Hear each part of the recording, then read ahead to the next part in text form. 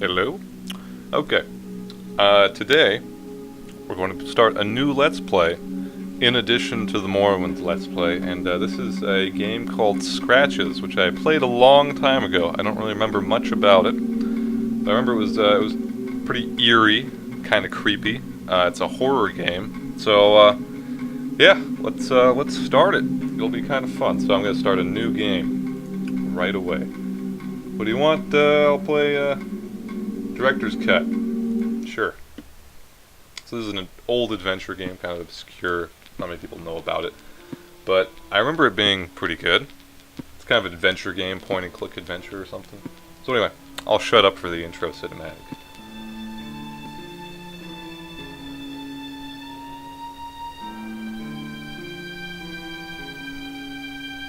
Starring John Bell. Sorry, I couldn't. I had to chime in. I had to do it.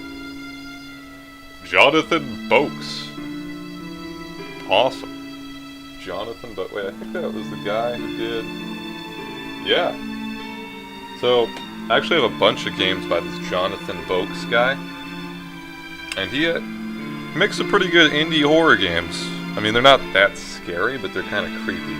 So, if you guys like this one, I'll play some more of them. I got plenty of them. There's like Darkfall 2, Barrow Hill, all that kind of stuff. So, you know, just let me know what you guys think. I don't know, I like playing these games. I got a bunch of obscure adventure games. It's kind of fun. So I didn't shut up at all for this intro cinematic. It's probably taking away from the horror, you know. I'm not letting you guys enjoy the immersion, but I apologize. So there are pictures of a house. That's what I noticed. Sorry, I don't really remember. I arrived at Blackwood Manor one cold Saturday morning amidst a thick veil of fog. The weather didn't look good, and there was an unnatural calm surrounding the area. Yet I soon became entangled with the place. Interesting. Okay. I'm pulling up in my hot ride right here. And I'm assuming that it's going... Oh, that must be Blackwood Manor. Right there. Looming. Looking very, very grim. This should be good. Like I said, I remember very little about this game. So... I may get stuck a few times, may have to cut away and cut back once I figure it out. Saturday, October 12th. Here we go. Cloudy sky above me seemed rather unsettling and almost made me lose my balance. I felt a curious urge to run for shelter. My new home in the distance seemed very inviting. Alright, let me just turn the sensitivity down. Sensitive as a mofo. Bam. So yeah, you can look around. That's kind of the general control system of the game. Just kind of look around and point and click. It's pretty fun, actually. Alright, so I guess it wants me to go in the manor. Might as well check that out first, right? Guess I'll... door to the house is locked. Fortunately. Okay. Guess I've got to find a key or another way in. So I guess I'll go check out back. It seems like a natural thing to do. I think there's a way over here. Oh shit.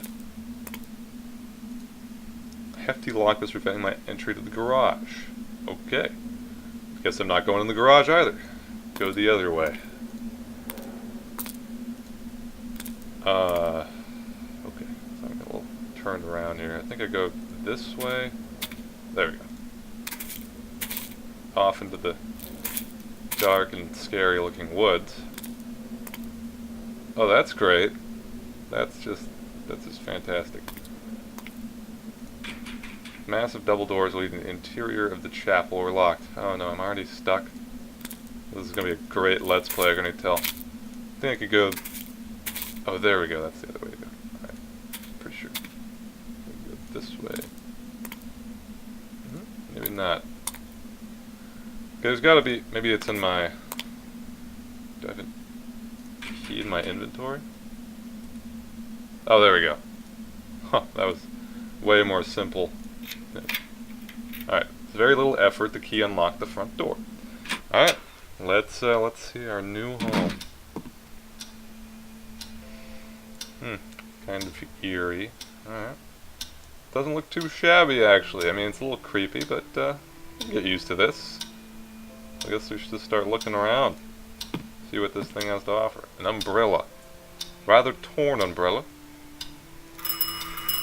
The time is 9 o'clock exactly. Oh, it's the phone. Alright, let me grab that. Hello? Michael, it's me.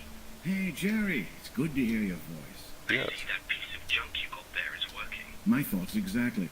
I was afraid it'd fall apart as soon as I laid my fingers on it. Indeed. So how did you find everything? Do you like the place? It's hard to tell yet. That means I'm no. very impressed, that's for sure. You sound odd. Is everything okay? Yes, it's perfectly fine. It's just that I'm in awe. I mean, pleasantly surprised. This house is like a dream come true. That is not how I would describe it. You do like it. You got me worried there for 1 second. I'm telling you, I'm going to turn this place into a factory of horror stories. Okay, that's not going to be a problem. Finish that book. I'm rooting for you, mate. You sure everything is in order? Well, I just got here. Let me have a look around, and I'll get back to you if I find anything strange. Excellent. I'll talk to you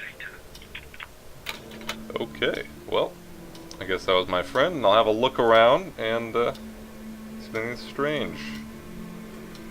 Horses. Cool. That's great. Okay. Maybe I won't look at the paintings all up front. Let's see what's in here.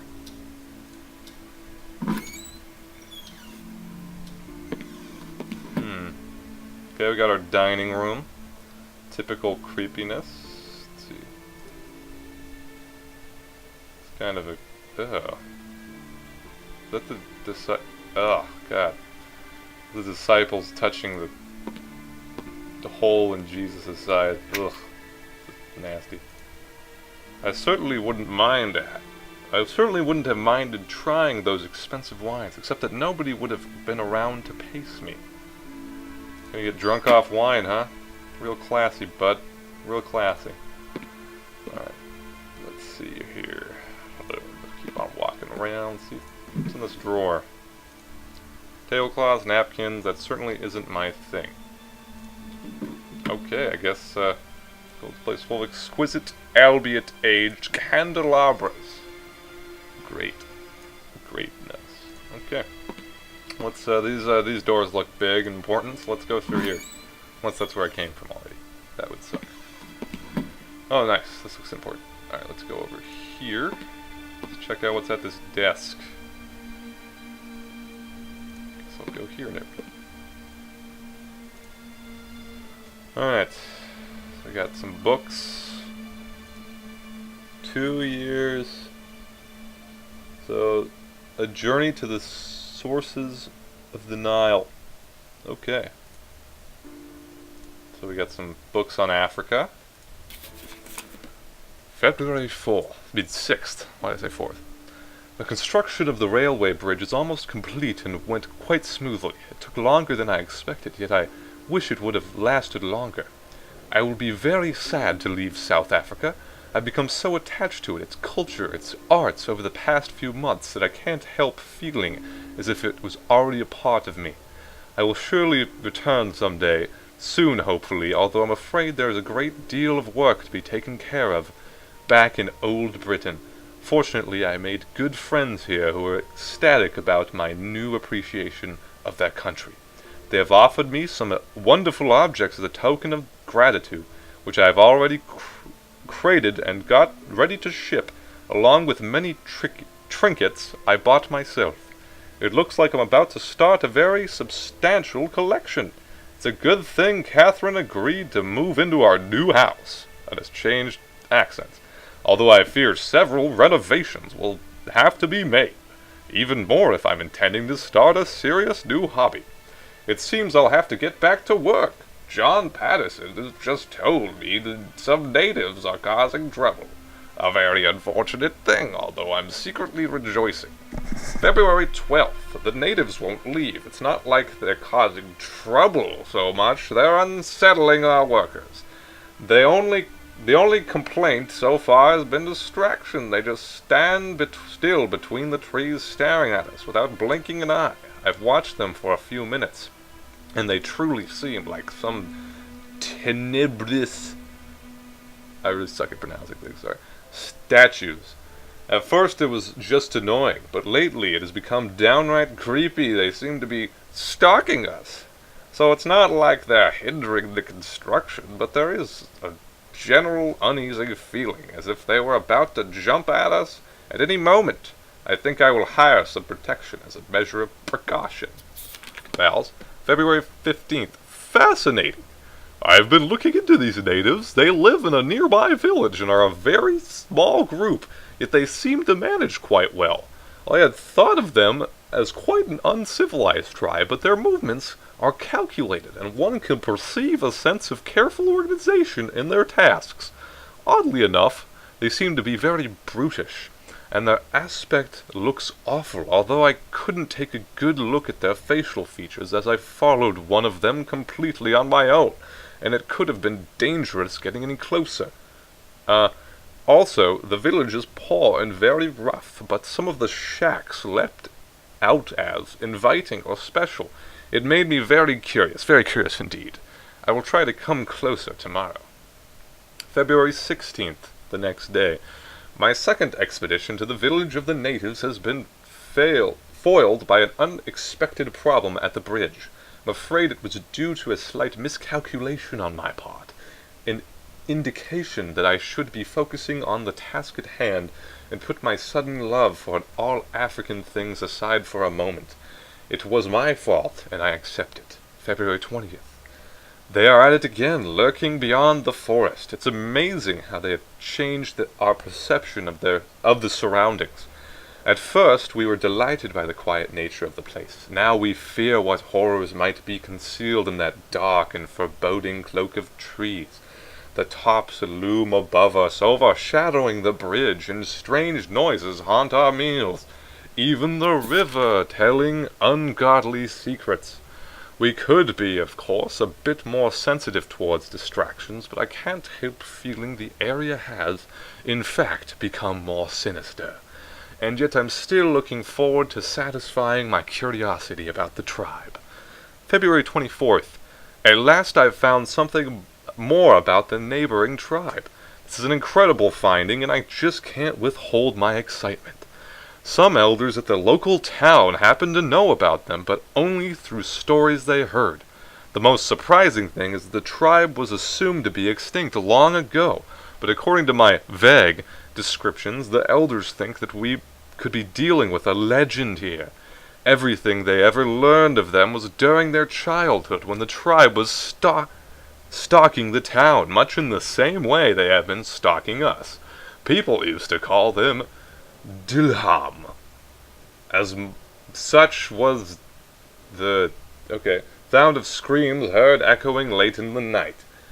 They'd come out into the streets and see an evil glitter atop a hill in the distance. Some would say it was a fire, others the cursed spirit of an ancient god.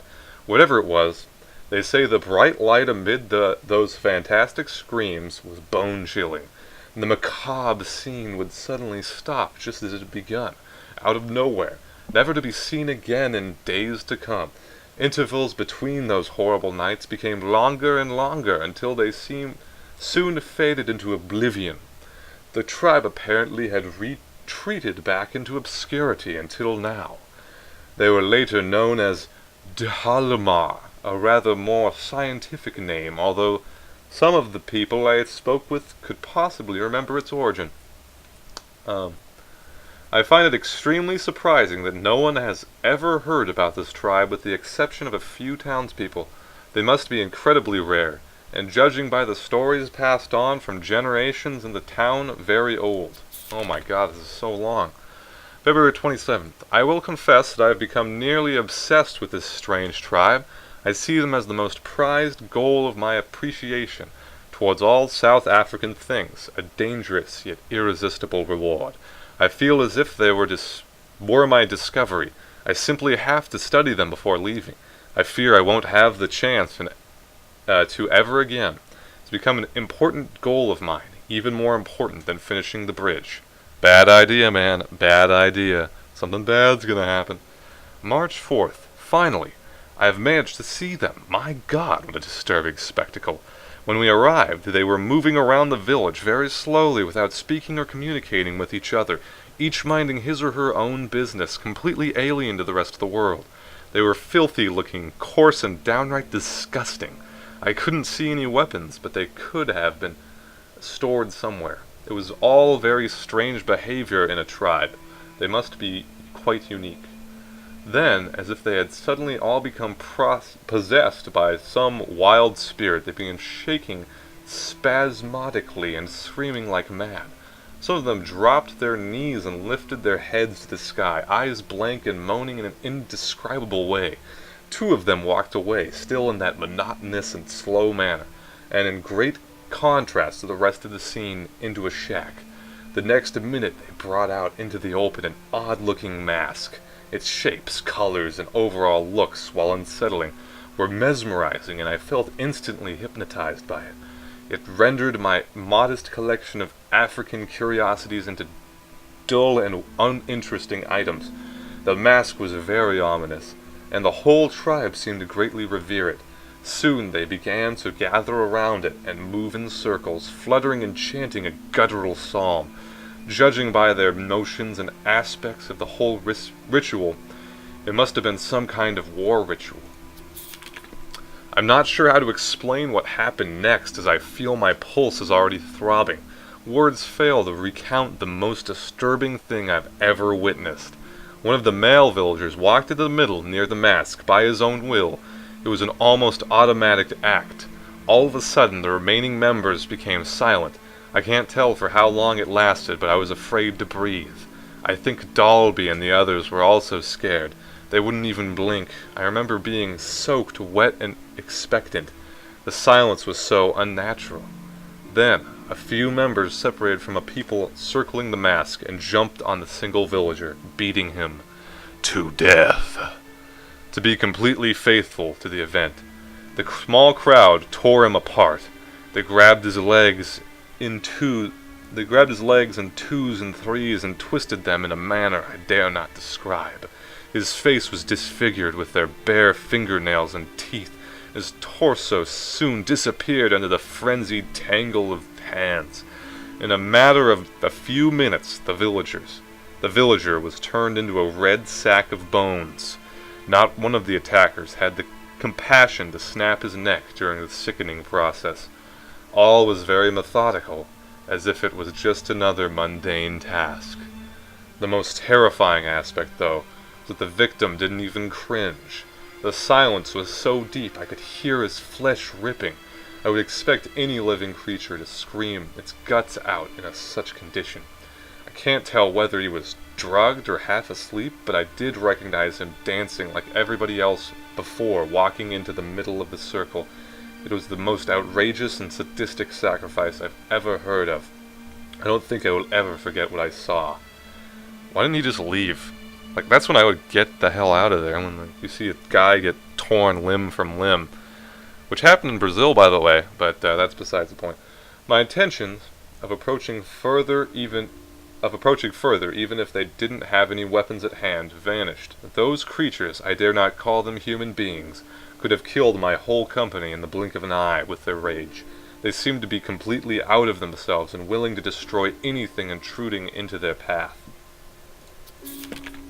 While the images of the sacrifice still haunt my thought, I still can't seem to forget that mask. It was so deceptively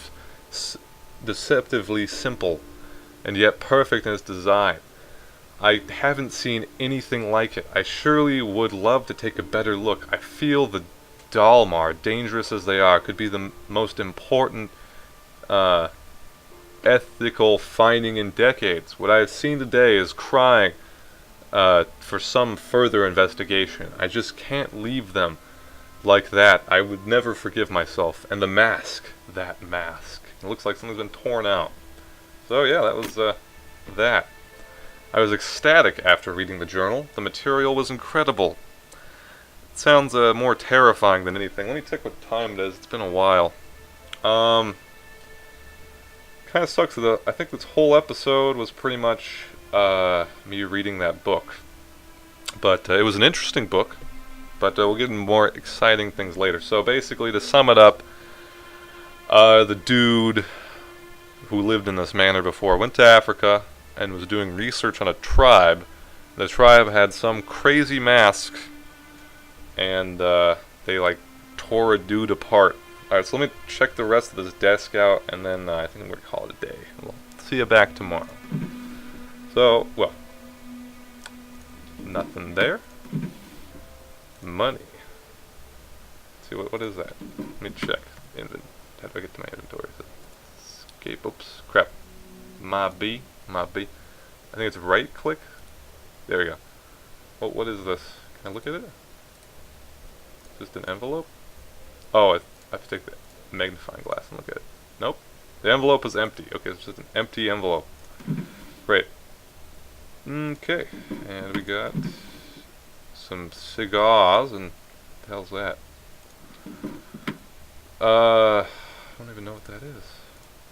It looked like a boring tool. That's why you picked it up. And that's locked. Okay. Got some... Look at those graphics. Isn't that just spectacular? Alright guys, well, thanks for watching. I will tell you, it probably picks up later, but this is kind of how adventure games go. They're very slow, have a lot of build-up, and you kind of go around solving puzzles and stuff. But I like them. I think it's fun. And if you guys enjoyed it, let me know. And I'll see you guys tomorrow.